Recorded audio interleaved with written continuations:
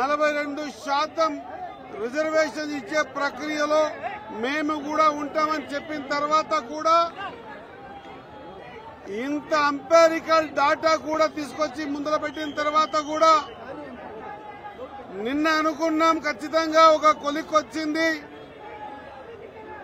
బీసీల పట్ల ఖచ్చితంగా ఏదైతే కాంగ్రెస్ పార్టీ, ఏదైతే రాహుల్ గాంధీ గారు, ఏదైతే రేవంత్ రెడ్డి ముఖ్యమంత్రి గారు ఆలోచన విధానం ఉందో 42% రిజర్వేషన్ చట్టబద్ధంగా ఇస్తామని ఇంత ప్రక్రియ చేసిన తర్వాత కూడా నిన్న మొత్తం 12 గంటల నుంచి 4 గంటల వరకు కోర్టులో కూర్చొని వాదనలు కంప్లీట్ గా మేము గాని, పొన్నం ప్రభాకర్ గారు గాని, లేదా కొండా సురేఖ గారు గాని, మిగతా అందరూ శాసనసభ్యులు కూడా ఈ రోజు కూడా సహచర మంత్రి వాళ్ళు జూపల్లి గారు, మా షబ్బీరుల్లా గారు, సాయి గారు, మిగతా అందరూ, మా బెల్లయ్య నాయక్ గారు అందరూ కూడా అందరి సమక్షంలో, మా ఇందిరమ్మ గారు అందరూ వచ్చారు. అందరి సమక్షంలో ఈ రోజు జరుగుతున్న వాదనలు ఒక్క అక్షరం పొల్లుపోకుండా కూడా విన్న తర్వాత కూడా స్టే విధించకుండా 42% రిజర్వేషన్లకు ఒప్పుకుంటారనే ఒక మంచి పాజిటివ్ కోణంలో పోతున్న సందర్భంలో స్టే విధించి కారణాలు చెబుతాం తర్వాత అని అంటా ఉన్నారు. లాటర్ ఆన్ వీల్ షో అంటున్నారు.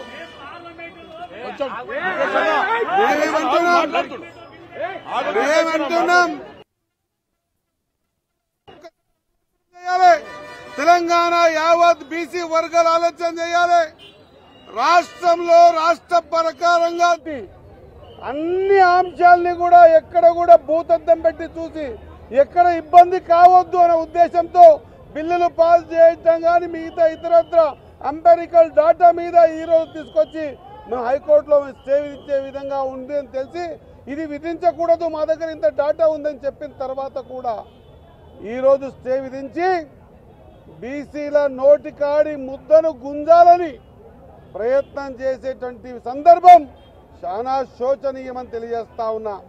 ఇప్పటికీ ఆగలేదు. పార్టీ స్టాండ్ 42% బీసీలకు అయితే రిజర్వేషన్ ఇస్తామని చెప్పామో ఆ దాంట్లో వెనికిపోయే పరిస్థితే లేదు.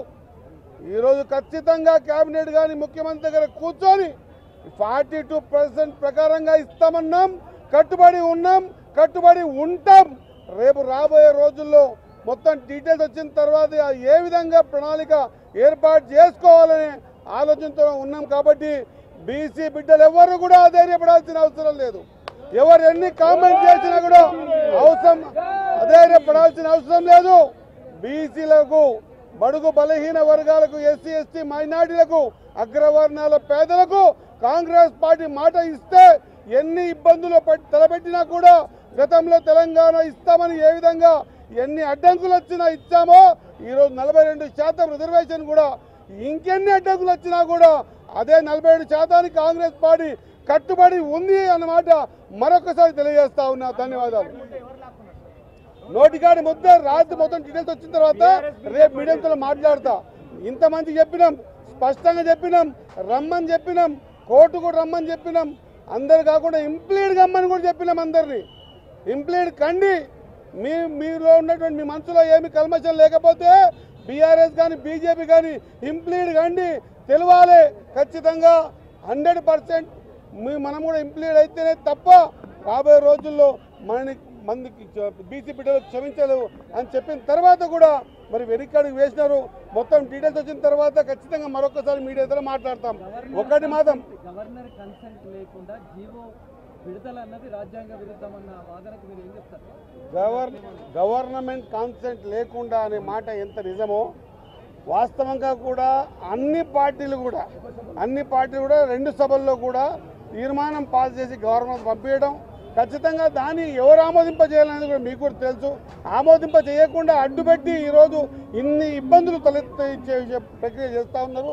రాబోయే రోజుల్లో దీనికి కూడా సరైన సమాధానం చెప్తాం.